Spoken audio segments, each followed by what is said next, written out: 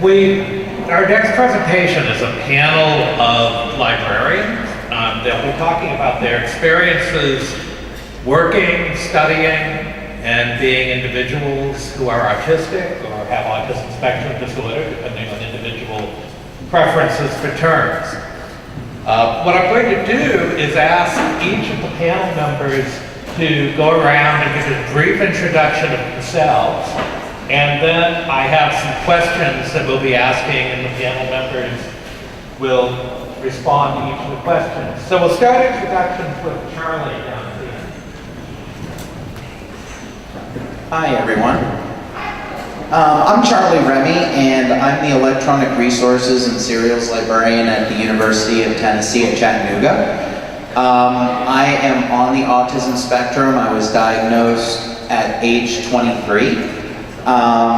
And I just am so excited about the fact that there's a conference on libraries and autism. I mean, usually, if we're lucky, there might be one presentation at a conference, if we're lucky. But to have a whole conference dedicated to this topic is really exciting. And so I guess anything else you want me to share? Just whatever you want. Okay, yeah. My name is Gyasi Burks-Abbott. I'm coming to you from Bedford, Massachusetts. I'm an advocate for the Advocates for Autism. I'm an advisor, for the Advocates for Autism of Massachusetts, which is a coalition of autism organizations that advocates at the State House. I'm on the board of directors of the Autism Housing Pathways, which, as its name implies, helps people with housing issues. And I got my library degree from Simmons College, my master's in science at Simmons in 2001. I've worked at the Harvard College Library as an acquisitions assistant, and I was once a part-time reference librarian at Newbury College in Brookline, Massachusetts. And I guess that's basically about it for me. Hi. All right. So first off, tell me if I'm talking too fast. I'm from New Jersey, and I can slow down for you. Yes. Hi. I'm Steph Diorio. I am currently I'm an archivist and local history librarian. I currently work at the Jewish Historical Society of North Jersey. Although I'm transitioning into a local history librarian position at the Hoboken Public Library. It's my first full-time job. So, I'm really excited. Okay, thank you. I get to pay off my loans now. Yes, I got my library science degree from Pratt Institute December 2014. My undergraduate degree is from Gettysburg College. It's in history with a minor in Civil War era studies, which is kind of a cool, unique thing I can say that not too many other people can. It's a thing. Aside from that, I've been doing advocacy work since I was diagnosed in July of 2009. And so I'm coming up on my 9-year diagnosis anniversary in a couple of months. I also am, in my spare time, I'm a writer and cartoonist. I draw comics, and I am the founder of a group called the Autistic Initiative. We are a group of video game streamers. Every single one of us is autistic, and we raise money for the Autistic Self-Advocacy Network and Autism Women's and Non-Binary Network. So we stream once a month. We have a Discord if you're interested in chatting with us. If you want to know more about that and what we do, feel free to talk to me at any point after the panel. I'll be very happy to get you in touch with everybody. I guess that's really all that's important about me. Hi, my name is Erin Miller. I come from the Milwaukee area, and I wear many hats. So part of my background is in library science, and a huge chunk of my background is in advocacy. So I'll be bouncing back and forth between social circles. Feel free to ask me to take a step back, take a minute to reorient, and get to what you want to know. Okay. Thank you. We're going to start with a question for Erin, and I need to cheat and follow along here. So, Erin, question for you is, what have you learned from your experiences after your undergraduate education And what information you feel may be helpful for reference and library staff to better serve the needs of the autism community. Well, as I said, my experience is heavily grounded in disability advocacy, and this places me with having a foot in both worlds, so to speak. So here's what I'm going to do. I'll bring what I've learned in advocacy, disability services field, and some reference. Bring what you know about library science, and we'll try to meet in the middle.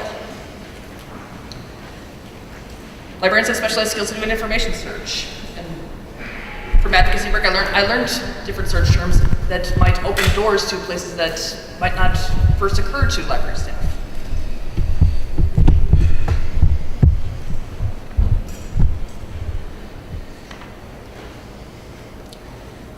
There are search terms that one can use to find local organizations and local people. Sorry, I need to slow down a bit. I talk fast as well, even though I'm not from New Jersey. That's okay, you can move in, you fit right in. I'm so random.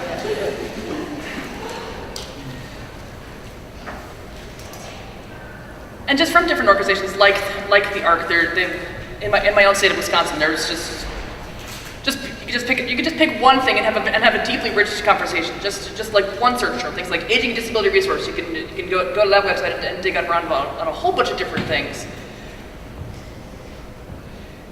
and then leapfrog from one source to the next, to the next, to the next, to the next. And maybe your patrons won't get exactly what they want right away, but things that might not apply to their situations, but you might find, hey, this looks kind of cool, and from there being able to add those words and to find more words, find more words. It's kind of a snowballing thing there. I'll have a list of different pieces like that might be on the website up tomorrow, but I can go into more detail on this topic during questions as well. Okay. Does that get it? That's very good. Thank you, Erin. And we have a slightly different question for the rest of the panel. What do you feel was missing in your library school education that would have prepared you to better serve the needs of the autism community? And what in your library education do you feel was helpful? And we'll keep going down this direction. Okay, So, me? Okay.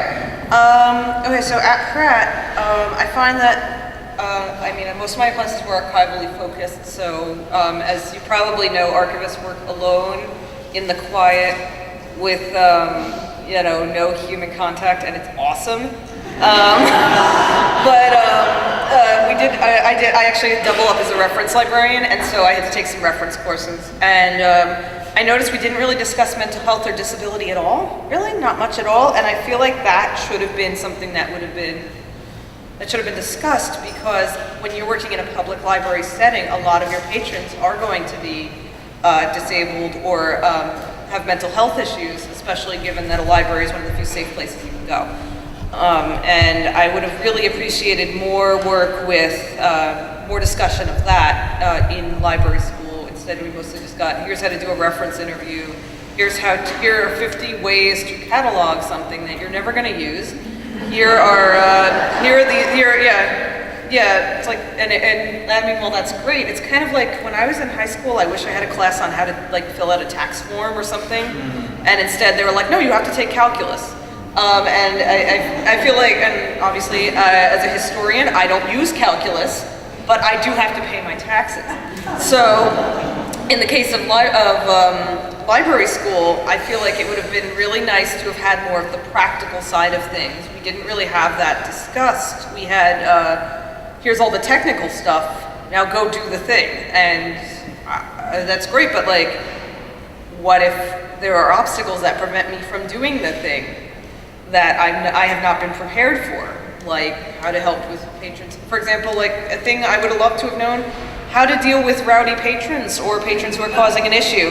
I've started working in a city now, Hoboken, New Jersey, which is right across the water from New York. It's a city. Not all of our patrons are mild-mannered people. Some of them have raised issues. My first week there, someone was arrested. So I would have loved to have been prepared for that. Instead, I'm kind of running around with like a chicken with my head cut off, going, okay, what do I do? What do I do? What do I do? Nobody told me how to handle these issues in a delicate way.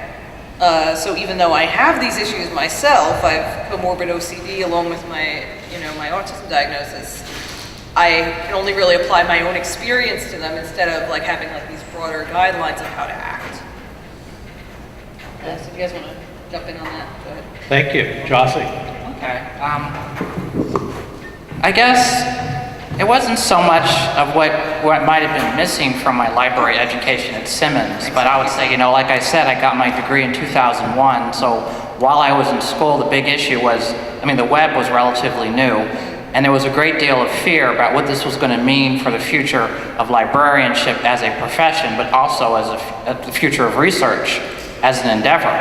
And I would say that, for instance, there were professors who tended to think more of the fear, and that I think that blocked them from seeing the possibilities and being able to teach me what the possibilities were. But there are other professors who I think were more open, who are more willing to accept, this is the future, this is where we're going, what can we do with it?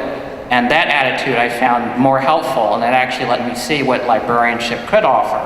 And for instance, in one class, my technical services class, I was actually able to extend work that I had started sort of as an undergrad. I was a double major in English and psychology, and I'd done a lot of research on autism, and I'd given presentations on autism, and I was able to continue my interest in autism by looking at the collection, the Cambridge Public Library's collection on autism.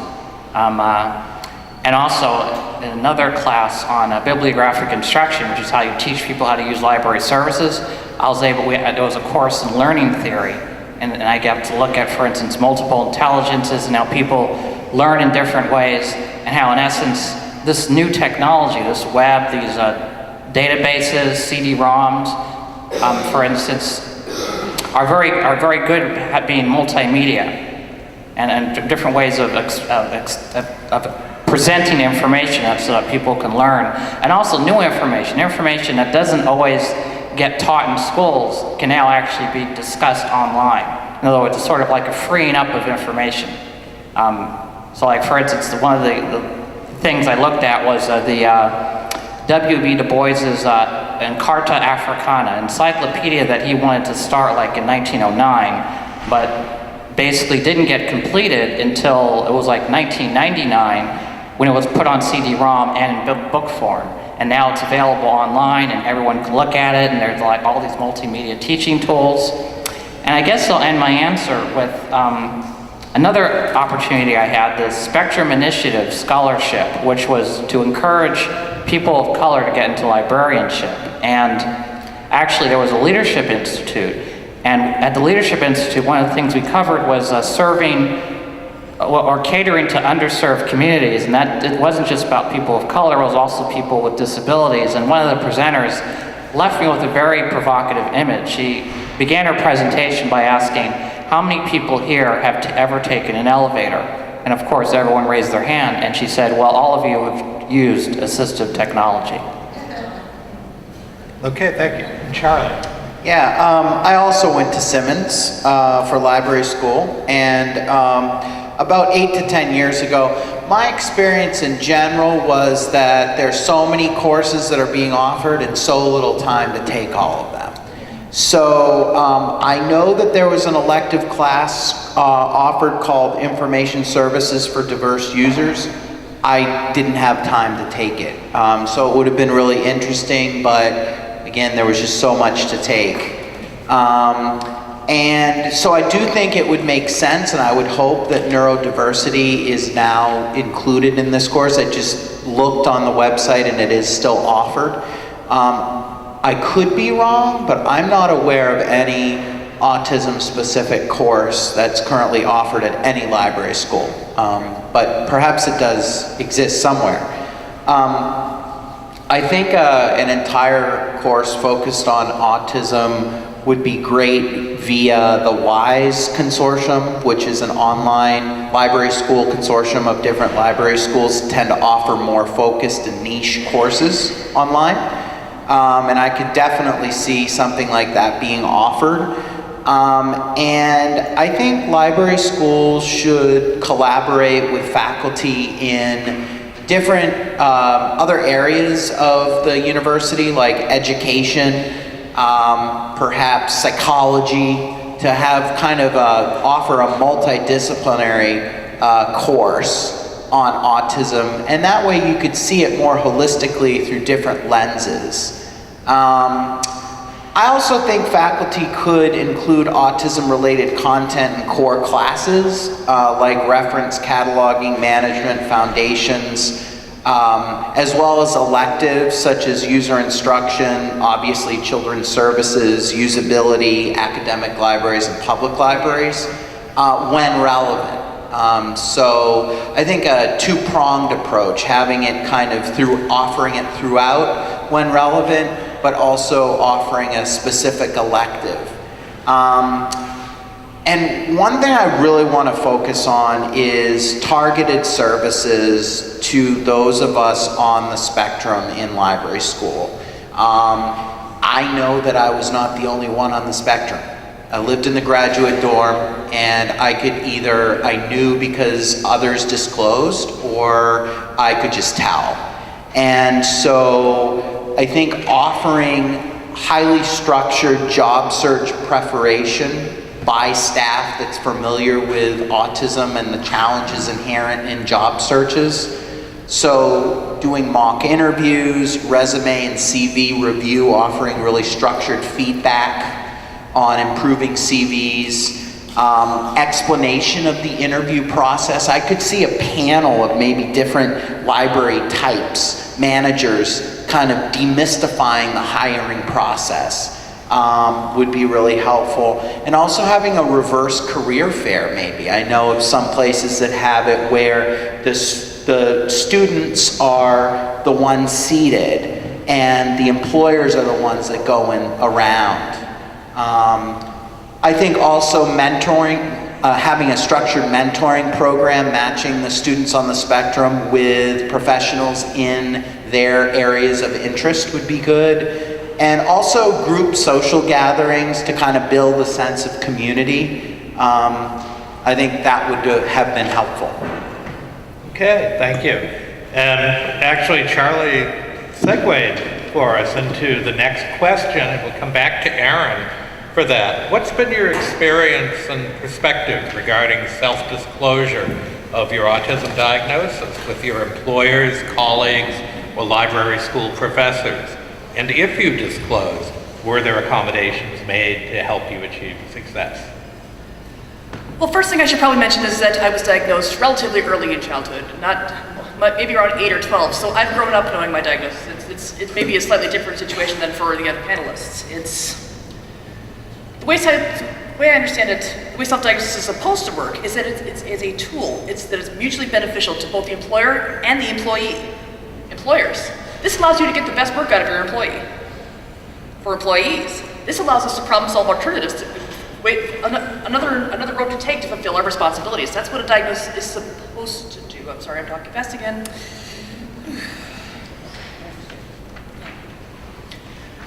So I have had some accommodations in my job at the library. Some accommodations that have helped me is that scheduling consistently the same hours every week, being allowed to do all or part of the task in the less busy part of the building. I've heard from another person in the spectrum, they've had success if they group similar tasks together. Things like putting your in-depth focusing tasks mostly in the same time and space. Or putting socializing tasks mostly in the same time and space, because it takes energy to switch between your social brain and your analyzing, possibly nerdish sort of brain. And honestly, simple tolerance for the ways I'm kind of weird. That goes a long, long way. I flap my hands and maintain a sense of bodily space. These are all tools to fulfill one's responsibilities. And like I mentioned before, I think I've been freer to just self-disclose than a lot of people on the spectrum who have gotten into careers. I'm a relatively young professional, and I've had accommodations in lower entry-level jobs, but going into the professional world, it's getting a little interesting, shall we say. Does that get what you want to know? That sounds good, thank you. Yeah. Okay, so disclosure is kind of an interesting thing for me because I'm actually a public self-advocate. So like if I don't disclose and you Google me when I'm applying for a job, my blog will come up and so will the Autistic Gaming Initiative, and you'll see me talk very openly about autism. So in a way I think that's probably cost me some jobs, but you know, I have one now, so doesn't matter. Yeah. And generally, I disclose when I feel like it's safe to do so or relevant. If an issue comes up where it would be relevant for me to disclose, then I will disclose. If it's safe, like an archival job I worked at the Riverside Church in New York City, really cool building, and the archivist there she guessed that I was autistic, and I was like, oh, thank you, I don't have to tell you now, that's good. And then she went on to say, you know, autistic people make the best archivists. And I'm like, yeah, we do. So that was actually a good experience. Whereas I had another job where I was a YA librarian that was like my first real library job at a school. And I did not disclose at that job because I felt like the boss was very my director, she was very unapproachable, and I couldn't read her. She was kind of she didn't really have emotions or anything, and I didn't like that. But when they cut that position, because it was they kind of strung it along, it was one of those, oh, we're gonna like just put you in probation for 6 months, then they were like, okay, I guess we don't have the money for this position, so we're going to cut you. I'm like, all right, great, cool, I just bought health insurance, thanks. And then I disclosed after that, and she felt terrible. So, because I was like, the reason I was, you know, I'm like, I'm doing all these things, but like, by the way, I'm autistic, so it's a little hard for me to do certain things. And she was like, I had no idea. I'm like, no, nobody does, because you don't know what it looks like. So disclosure is kind of one of those things that's very situational for me. Again, sometimes if I feel safe with people, or if I'm telling my job, hey, I'm speaking at an autism conference, and if you look it up, you'll know exactly what I'm speaking on, and you'll know why I'm there. You know, like I'm sure the people at Hoboken have figured it out by now. If they look, they're like, oh, okay, yeah. Whereas if it's not relevant to a job, or I just don't feel safe telling people, I don't always disclose. If I need accommodations, I'll ask, but I don't always necessarily feel like I need to fully disclose unless the situation calls for it, or it's, you know, safe for me to do so.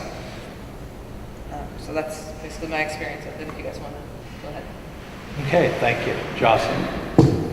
Well, I was diagnosed with autism when I was 17. It was 1991, and let's say the first time I disclosed was actually when was to go to college. My mom was actually going to be teaching at McAllister College. We were living in California, we were going to move to Minnesota, and I was told that basically, given my grades, and I mean, I had some problems in school, but I'd sort of gotten, I'd gotten my high school diploma while I was at community college because I had to miss a lot of high school because I was being diagnosed. And so I got to take kind of a curriculum where, for instance, I had to take honors courses in English, but remedial courses in math. But anyway, so I disclosed my autism in my application, and I was denied admission. But then when the admissions director met me, he said, oh, we made a big mistake. In fact, he called it a miscarriage of justice. I think he realized he wasn't talking to Rain Man. So basically, I was sent to another college down the street, which was sort of in the same consortium. I spent a year there. Then I went to McAllister. And actually, I never really had any problems with accommodations while I was in college. My professors were very open-minded about that, and I actually got along with them kind of well. I found in graduate school at Simmons it was a little different, because I found that there were professors who already were anxious about the academic caliber of librarianship. And me coming along with a cognitive disability didn't make me very well welcome. So I would say that they didn't necessarily outright deny me accommodations, but they would sometimes make it an issue, and they would sort of look at me askance. But then there were other professors who were more open-minded, like the ones I mentioned earlier, who were more open-minded about the future. And they actually made accommodations almost natural. Like I had one professor, for instance, the cataloging professor I mentioned, who, one of my accommodations was extra time on exams and tests. And well, the way she taught the summer school class, because it was like an 8-hour-a-day class, everyone got extra time on the paper because she realized we're not going to want to go home at night and write a paper. So everyone got extra time. I just got a little bit more extra time. So everyone had 2 weeks after the class ended. I had 3 weeks. Now, in terms of, obviously in those cases, I had disclosed. Now, when I started working at the Harvard College Library, I did not disclose. Now, I was already connected with Harvard through my mom because she was a resident scholar, and we had been living together in a Harvard dorm for the last few years. So people at Harvard proper knew that I was autistic. I was at the University Health Services. We all had friends there, and not coworkers, but friends and acquaintances. But no one at my job actually knew. And I actually didn't want to tell them because I didn't think it would go down very well, because I was already having enough trouble getting a job, and I finally got a job, and so, but there was some problems with their job. I mean, it's a very complicated story, but there was like my supervisor resigned immediately after hiring me. Another supervisor was put in. It was sort of a de facto supervisor who really didn't know what he was doing, but he was a supervisor of record. There was some miscommunication about job responsibilities, and basically the stress really got to me, and I wanted to take time off of work. And so I applied for a short-term disability, and at first I was denied because I was basically accused of lying about being disabled and using that as an excuse to get back at my supervisor. But then, when that sort of was straightened out, I wanted to come back to work, but I needed accommodations, and the accommodations I wanted were basically, I wanted things to be less, we're working in technical services, and we were dealing with ordering books for course reserves, and everything was always rushed, and everything was always, you're not doing enough, you're not going fast enough.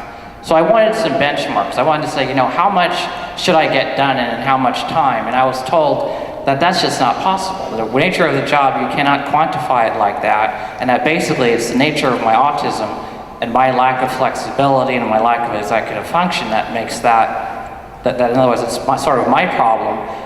And well, finally that kind of led to me being put on long-term disability, because if that is the case, and I can't do a job that I'm qualified for education-wise, then that makes me eligible for long-term disability, which I've been on ever since, and that's been about 10 years or so. So basically that's my experience with accommodations, which, where it was okay in college, iffy in grad school, and kind of disastrous at work. Okay, thank you. Charlie. So I tend to prefer to disclose to people after I get to know them. And that's because autism is an important part of my identity, but it doesn't define me. And I also can't control how others are going to respond. One of the challenges for me is that I can pass as neurotypical. And passing as neurotypical tends to, it's not that I do it on purpose, it's that my characteristics are more subtle. And that's a double-edged sword, because people can have unrealistic expectations that I might not be able to fulfill. And they also oftentimes seem rather surprised when I disclose and say, well, I never would have known, or you don't look like you have it, or, and they're trying to be nice. They're not trying to be mean about it. And I understand that. I'm not offended.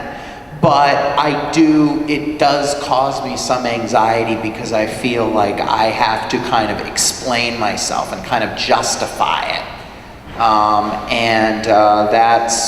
That's somewhat frustrating.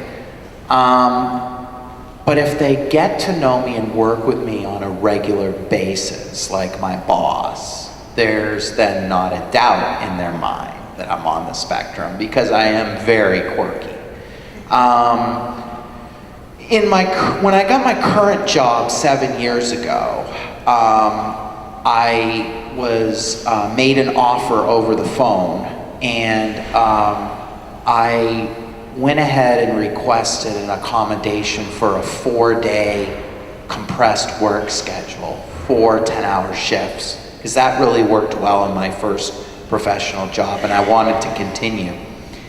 And then I just went out and disclosed right then, saying the reason why is because I'm on the autism spectrum and I need an extra day to rest and relax physically and mentally, and also have a good work-life balance. And they were fully willing to accommodate that, which I'm very fortunate about. It really allows me to detach more fully emotionally from work. I usually don't disclose on job interviews, but people can probably tell, again, kind of similar to you, if they look at my CV and look that I participated in a panel or wrote an article or that type of thing on autism, you know, and I don't care. I mean, again, I do have some informal accommodations that help from my work environment. One is, again, patience with my quirks. Helping coworkers, helping me navigate office politics and explaining social subtleties that might not be, I mean, they could totally be over my head, but once they explain them, it's like, oh yeah, that makes total sense. Advocating and explaining on my behalf when it's necessary. Some people work with me more and understand me more than others, and so giving other colleagues some context for who I am and how I do things is really helpful and appreciated. Patiently listening to me when I'm anxious. I have very, very high anxiety, and I'm also obsessive compulsive. And I have a hard time prioritizing what to do because everything to me seems very urgent. And so I get overwhelmed very easily and anxious, and so helping me to work through that is very helpful. And giving me candid feedback so I know exactly how I can improve. I tell people that you will not offend me by being honest with me and telling me how I can improve. I actively seek feedback. It helps me become a better person. And so I want them to feel comfortable that they can say things and not worry that I'm going to take it the wrong way. One of the great things about moving into our new library 3 years ago is that I now have an office to myself, a real office to myself with a door. The door is always closed when I'm in my office because I am loud, but also I like to not have the background noise come in. But everybody knows that they can come in at any time. They don't even have to knock. I don't care. But I just like that door closed so I can fully concentrate in the quiet. And, you know, I'm very fortunate to have an understanding and helpful boss. I'm really lucky. And, you know, in the end, she provides support while challenging me at the same time. And that helps me grow. And I think it's really important to have that. The challenge on one side, but also the support. It's a good balance to have. Okay, thank you. We'll come back to Erin again for the next question, and some of this may overlap with the question you just responded, but feel free to expand further if you'd like. For the panel members who are currently or have previously been employed in the library, describe your experiences being on the spectrum and working in a library. Did your presence impact the culture in that library? Did it impact the services or the programs? And if so, talk about how that happened. Describe that. Well, first off, I'd like to expand a little bit on my journey so that it would be a bit more intelligible. I got my undergrad degree, took a break, and didn't get back to reference school. What happened instead was that I'd gone through various trainings, things like Wisconsin Women's Network, the LEND program that trains people who are going into things like speech pathology, OT, things like that, and so went through all these leadership trainings instead. And currently, I'm working in a public library as a shelver, not a reference person. So I'm working in a job for which I am extremely overqualified for. In terms of my impact on the workplace culture, that's where most of my impact has been, because obviously as a shelver, I'm probably not going to be having influence on things like programming, things of that nature. I'm pretty open about my diagnosis. My boss and coworkers all know, and they also know that I'm damn good at my job. I'm extremely accurate and detail-oriented. My supervisor often sends me on shelf checks and relies on me to catch labeling errors that crop up in circuit tech. And one of my coworkers felt comfortable enough to ask questions about things like their grandson. In one conversation we had, she was worried her grandson was becoming dependent on headphones. So my reply to her was, you depend on your car to get you to work every day. You depend on your eyeglasses to help you see. Obviously, you're not going to be driving your car up on the sidewalk, but that's not what it's for. It's a tool like anything else. Both cars and eyeglasses are tools to extend one's reach, to perform tasks you couldn't do otherwise. If a tool enables one to fulfill their responsibilities, why not do it?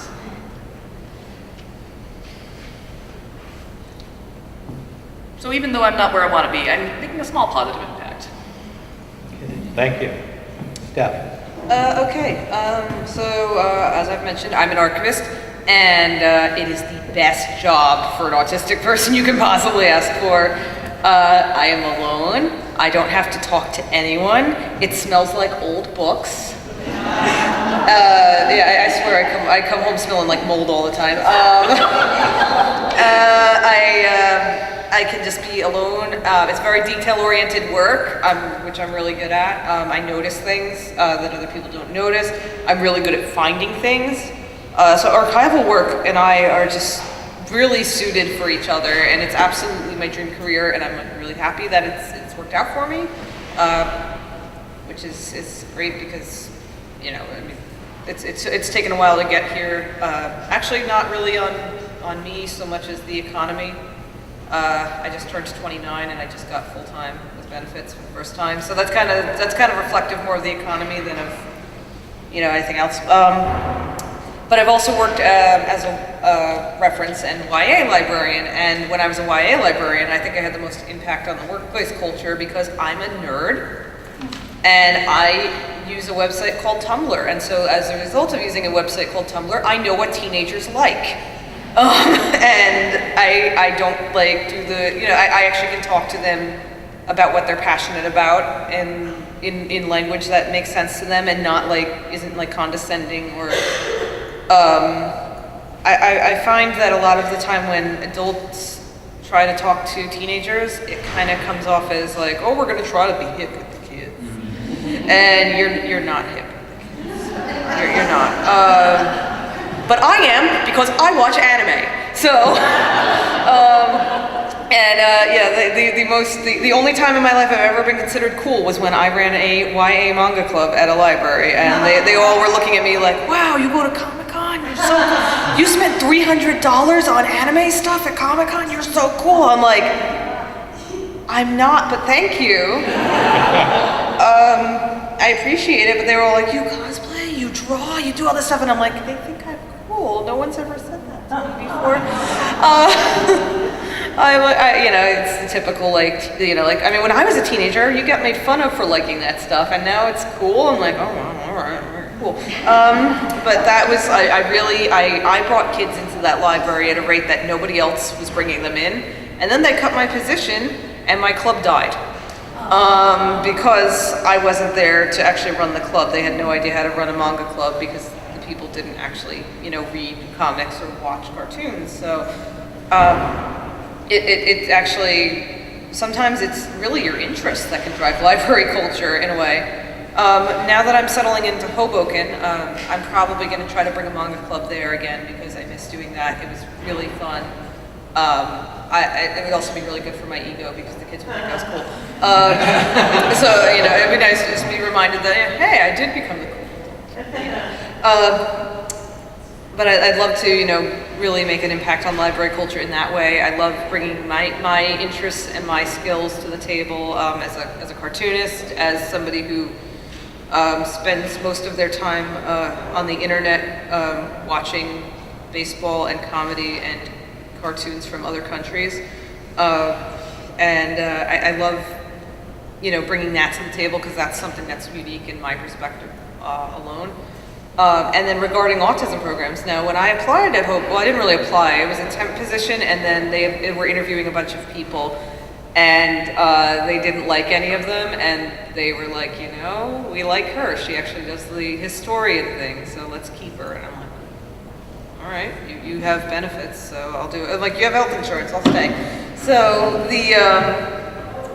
when I went there and interviewed, they had their autism stuff up, and it was kind of in that sort of way of, it was kind of framed in that, like, here are autistic people, they exist, we have to acknowledge that they exist, we have to be aware of them and celebrate all of their special talents. And I'm like, yeah, I work here now, okay, we're changing that. We're gonna make it about the fact that we're human beings first and foremost, and not something to be condescended to or talked down to. So, you know, come next April, I'm gonna, you know, try to take charge of that a little more and be like, we're gonna do this from an actually autistic perspective now, because you've got somebody who can do that. And I think that is, you know, the kind of thing I would really love to do, is kind of push my advocacy into my actual job, as opposed to just being online and being like, hey, I'm a human being, please treat me like one. That would be really awesome, because a lot of the time when I tell people, they're like, oh, I'm like, I feel like I spend a lot of my time convincing people that I'm not a robot. You know, like it's kind of like my entire life is a giant CAPTCHA test, and I have to go around telling people like, yeah, yes, all those pictures have stop signs in them. I'm not a robot. I can read the curvy letters. I'm not a robot. I can read those. I actually, yeah, like, I know I'm feeling like, I can, on a side note, look up, if you want a good thing on that, look up John Mulaney robot test. Just please look that up, it's great. It's kind of a case of convincing people that I'm human, first and foremost, and I say that like I'm not human. I am human, I swear I'm human. Like going in and showing them that I'm a human being and that I exist in the world, and there's a lot of people like me who exist. And kind of changing that culture and saying like, look, we're actually just humans, like everyone. We have strengths and we have flaws, and we have likes and dislikes, and we live just like you. And if I can kind of bring that into my workplace, you know, that's always better. Plus, I'm actually hip with the kids, unlike everyone else, so there's that. Yes, if you want. Okay, thank you. Gyasi. Well, I would say in many ways, in my experience, I've been a lot influenced by the culture that already exists, as opposed to me influencing the culture so much in a certain sense. And I like the example of my job at the Harvard College Library. There was a certain culture there that Harvard faculty ruled, and therefore no rules can be put down on them that would infringe on their ability to just say, hey, I want this book yesterday. So that was basically the way that was. And there was no, I mean, that was that culture. As opposed to, for instance, a culture at Newberry College, where my supervisor, for instance, even the fact that he hired me was unique, because I had no professional experience. And almost every job required at least 1 to 2 years of professional experience. And he said, you know, that's dumb. That doesn't make any sense. So he just hired me. He said, no, I'm not going for that. Now that was that was part of his culture, his way of seeing the world. And it actually extended to his view of librarianship, because, for instance, I remember at a staff party, he once said, you know, everyone's afraid about what the World Wide Web's going to do to us as a society. And he said, well, you know, the world we live in now is very different than the one we lived in, let's say, 50 years ago. So the world we're going to live in will be different, and everything will be fine. That kind of nonchalance actually was the way actually, he wasn't my direct supervisor so much, because it was a part-time position, and it was only for the year, and I was a Sunday reference librarian. So I basically came into the library, opened the library, sat at the reference desk. There was only one other coworker there with me. He worked in technical services office.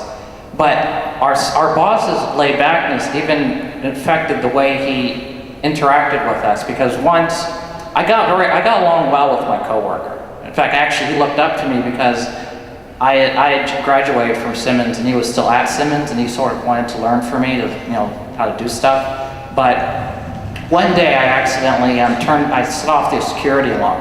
And he wasn't angry at me, but he was in a tizzy. He was like, "You can't do that, you can't." I mean, he was like, "Calm down, dude, I know that. I didn't do it deliberately, it was an accident." But interesting, that night, our boss sent me an email apologizing for my coworker's behavior. He basically sided with me and he said, "Hey, so what? You put off the alarm. Who hasn't done that? No big deal." So having said that about how much the culture affects me, like I had a college mentor who told me that one of my strengths was my ability to synthesize ideas and to express them creatively. So, I should be influencing the culture in which I live, but I guess I've learned that because I'm easily overwhelmed, I have to have patience. Like I'm involved with a lot of organizations now, and I notice a lot of different cultural norms. Some that work for me, some that don't. So I have to sort of achieve a balance where I'm clear-eyed about what's really going on. So I don't just uncritically accept things, but I have a way of being able to, to get involved with the things that work for me, maybe stay away from the things that don't work for me, and maybe insert changes where I can, but slowly. Think long-term, not short-term. Play the long game, as it were. Okay, thank you. Charlie? So I'm pretty open about my autism. Sometimes it comes up in conversation, maybe about me or about the topic in general, and when it's relevant. So I would hope that my openness has made my colleagues more aware and kind of knowledgeable about it. I feel like I'm respected and appreciated and treated well by my colleagues and supervisors. Really fortunate to work at a university that has a structured support program for students on the spectrum. It's a program that has 4 components. One is a credit-bearing class that they take for 4 years. Another is academic coaching, peer mentoring, and mandatory study hall. And these are students who are on the spectrum that are seeking regular degrees. So these are not special certificates or anything. They're regular degree programs that just need a little extra support. And so I serve on the advisory board for that program. It's called Mosaic. And we meet once a month, and they kind of give us an update on the evolution of the program and new initiatives that they're trying to work on, and ask us for feedback. And then we also work to review the applications for incoming students, first year or transfers, and interview them when they come on campus, so their parents are on campus interviews. That's a very lengthy and time-consuming process, but I really enjoy it, and I feel like it's a way for me to give back. There have been a lot of people in my life who have been very patient and kind with me, and so I don't mind spending a lot of time on these interviews because I feel like I am giving back and contributing to something larger.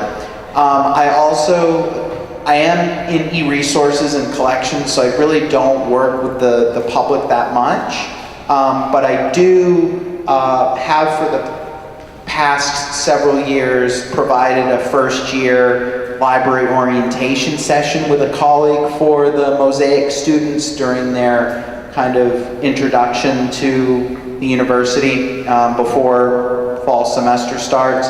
So that's really nice because I get to know them, and we kind of make the library a more familiar and welcoming place, and you can really see their enthusiasm after leaving that this is a really good resource for them, and they know a few people already and that type of thing.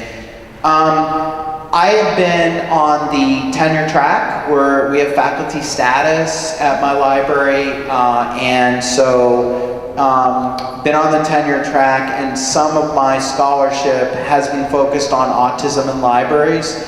It's a real emerging area in the library science literature, and so there's still a lot of gaps. But that's also really exciting because it means that I can easily contribute, and again, I see that as kind of impacting more of the profession beyond my library, and just talking about these things and making them more visible.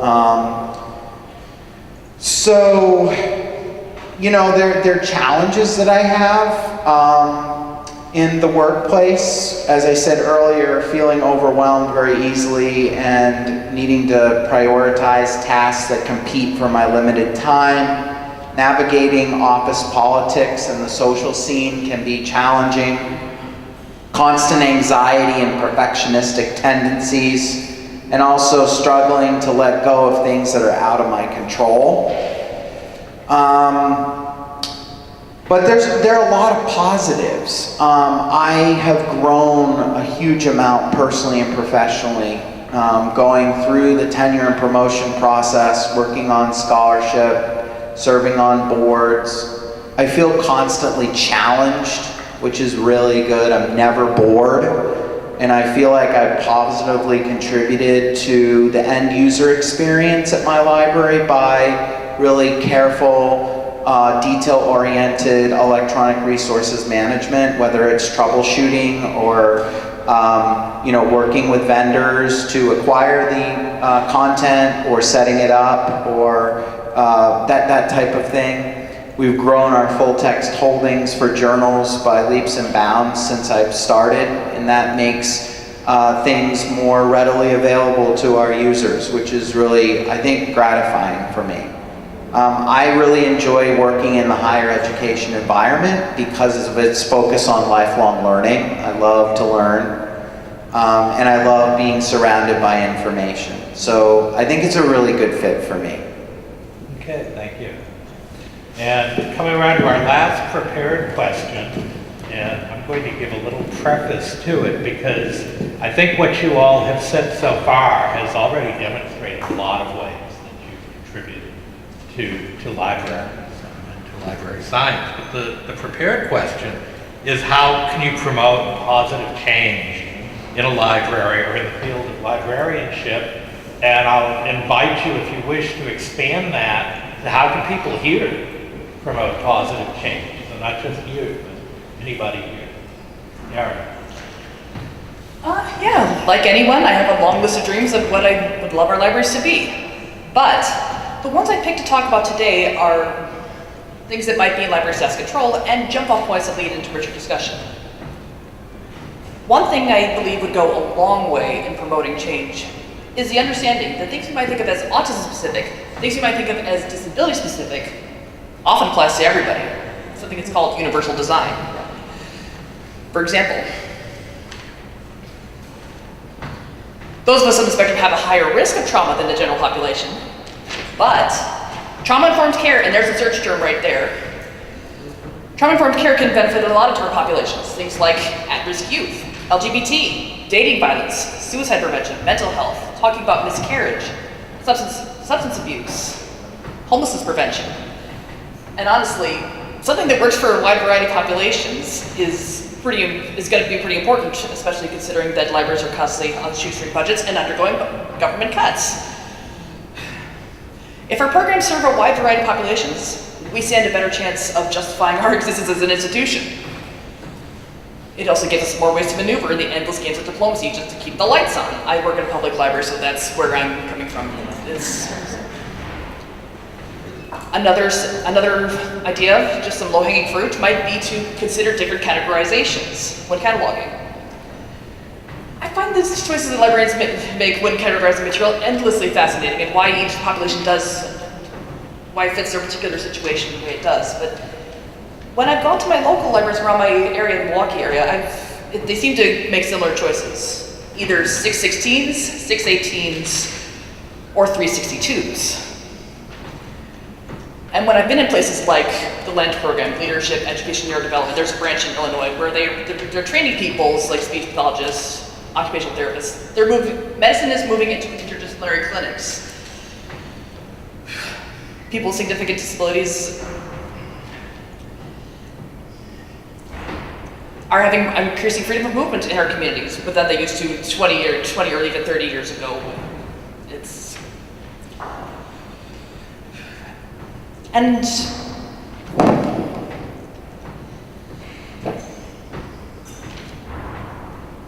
maybe a different category. For example, there's a book that I brought with me called Visual Supports with Autism. There's material in the book. It has things like there's a child that has a white glove on it, and they use different. No, sorry. Yes. And they put different colors on each finger and in order to teach typing, things like that. Instead of putting that in 616s, maybe diseases, which reflects this, when we used to be segregated in all those different places, why not put it in education? So it reflects that we're serving a wider variety of people in public settings, including libraries.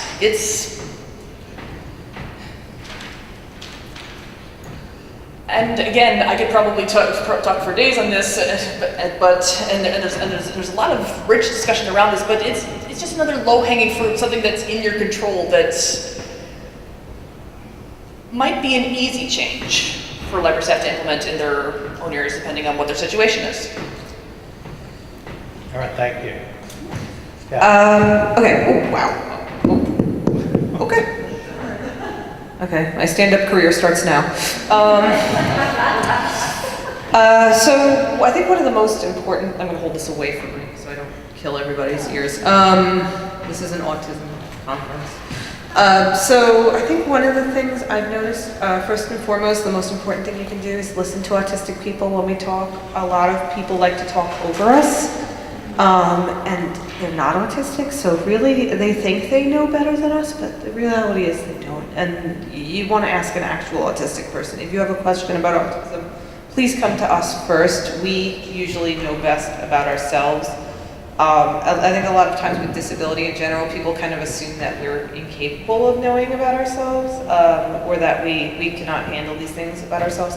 And the reality is that we can, even if we are nonverbal, even if we are what, I don't really like using functioning labels, but what society views as low functioning, even if we need a lot of supports, we still have autonomy as human beings, and to have that respected is first and foremost the best way to create social change, is to just make sure we're seen as human beings like everyone else, which is that's the point of the Autistic Gaming Initiative, was to show people that as we stream, we're talking while we're playing video games, and so people can see us and hear us, and they go, "Oh, those are people." Like it's not like autism is this straw man anymore. It's these people who happen to be autistic, and they like the video games that we like, and they talk like us, and well, not always talk like us, but they are human. And so one of my major things I do online, especially, is I do a lot of advocacy online.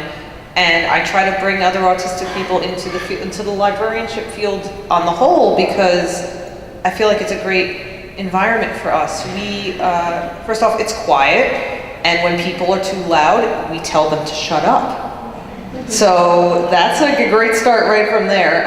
So it's like, it's a good environment when you have to not be loud. That's pretty great. But I like to try to bring autistic people into the field whenever I'm in a bunch of Facebook groups for autistic folks. A lot of those people will say, "Hey, what do you do for a living? I'm considering changing jobs," or whatever. And I'm like, "Okay, let's talk about why archiving is the perfect job for us." And so I'll describe my job and basically be like, "Yeah, I work in a library or a historical society or as an institution like that, and it's quiet, and no one talks to me ever unless they need something, and then I find it for them, and then they leave, and everyone's like, wow. You've really hit the jackpot. What did you do?" And I say, I paid $40,000.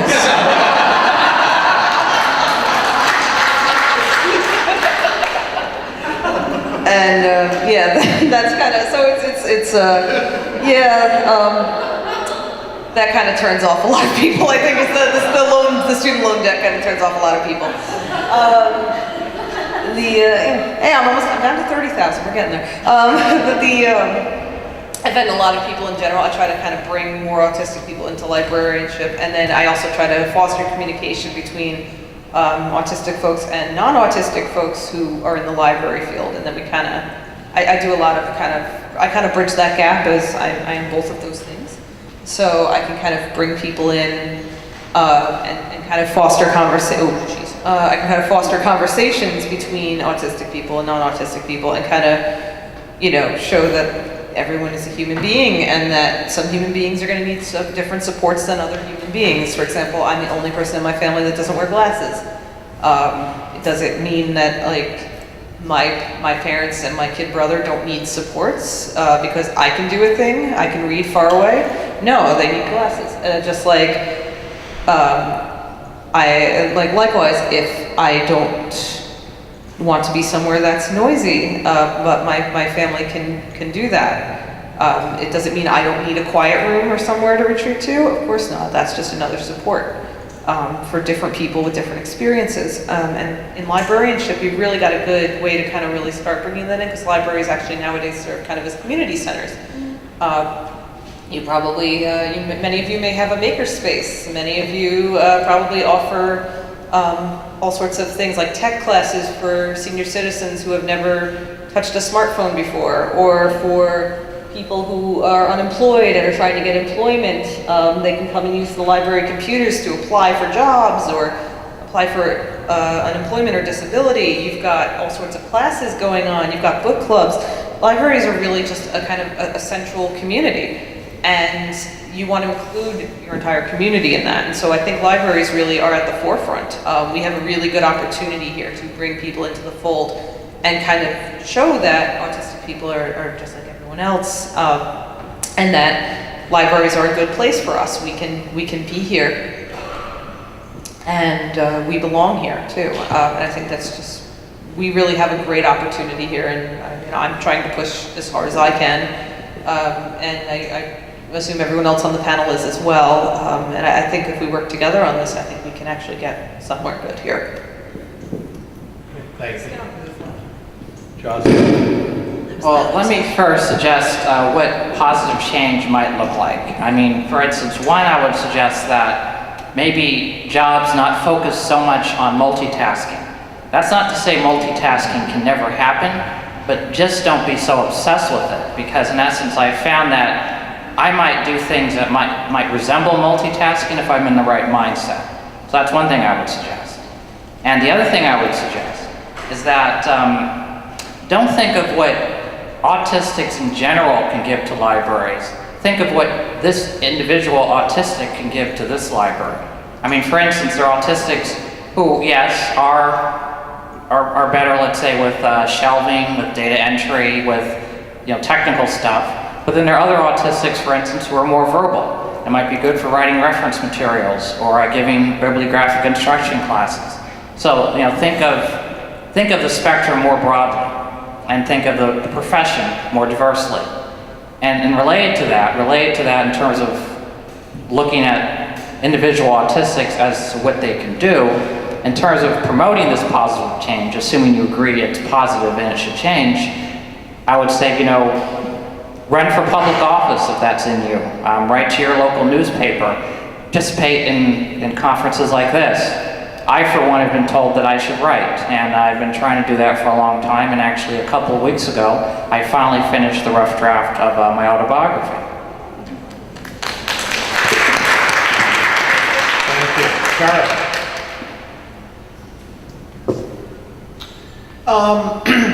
I think I can, I'd like to continue contributing to the literature and conferences by collaborating with colleagues who are library science faculty and also practicing librarians. Again, there's just so much to contribute and add to the literature and the discussion within the larger profession.